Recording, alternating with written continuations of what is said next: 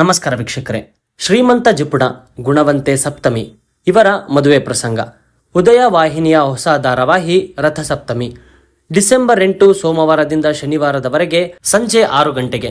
ವೀಕ್ಷಕರ ರಂಜನೆಗಾಗಿ ವಿಭಿನ್ನ ಕಥೆಗಳನ್ನು ನೀಡುತ್ತಾ ಬಂದಿರುವ ಉದಯ ಟಿವಿ ಈಗ ಹೊಸ ಧಾರಾವಾಹಿ ರಥಸಪ್ತಮಿ ಪ್ರಸಾರಕ್ಕೆ ಸಿದ್ಧವಾಗಿದೆ. ಡಿಸೆಂಬರ್ 8ರಿಂದ ಪ್ರತಿ ಸೋಮವಾರದಿಂದ ಶನಿವಾರ ಸಂಜೆ 6 ಗಂಟೆಗೆ ರಥಸಪ್ತಮಿ ಧಾರಾವಾಹಿ ಪ್ರಸಾರವಾಗಲಿದೆ.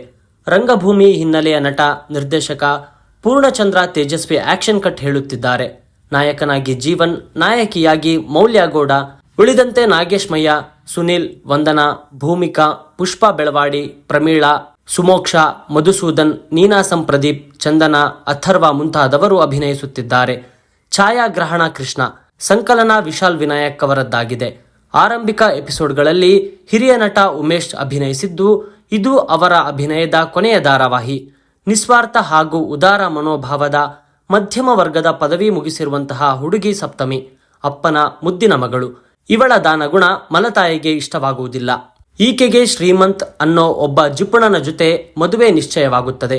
ಶ್ರೀಮಂತ್ಗೆ ಚಿಕ್ಕಪ್ಪನಿಂದ ಮೋಸವಾಗಿದ್ದರಿಂದ ಯಾರನ್ನೂ ನಂಬದೆ ಪೈಸೆಯ ಪೈಸೆಗೂ ಲೆಕ್ಕ ಇಡುವಂತಹವನು.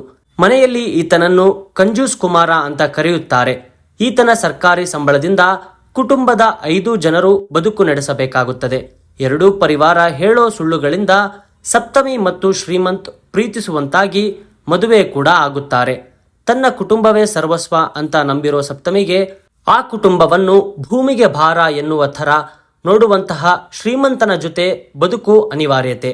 ಈ ವ್ಯತ್ಯಾಸ, ವೈಶಿಷ್ಟ್ಯ, ಸಂಘರ್ಷಗಳ ನಡುವೆ ಇಬ್ಬರ ಬದುಕು ಹೇಗೆ ಸಾಗುತ್ತದೆ ಅನ್ನುವುದು ಮುಂದಿನ ಕಥಾ ಹರಿವು. ಸ್ಟೋರಿ ಬ್ರೀಫ್ ಸ್ಟುಡಿಯೋಸ್ ಬ್ಯಾನರ್ ಅಡಿಯಲ್ಲಿ ಹ್ಯಾರಿಸ್ ನಿರ್ಮಾಣ ಮಾಡುತ್ತಿದ್ದಾರೆ.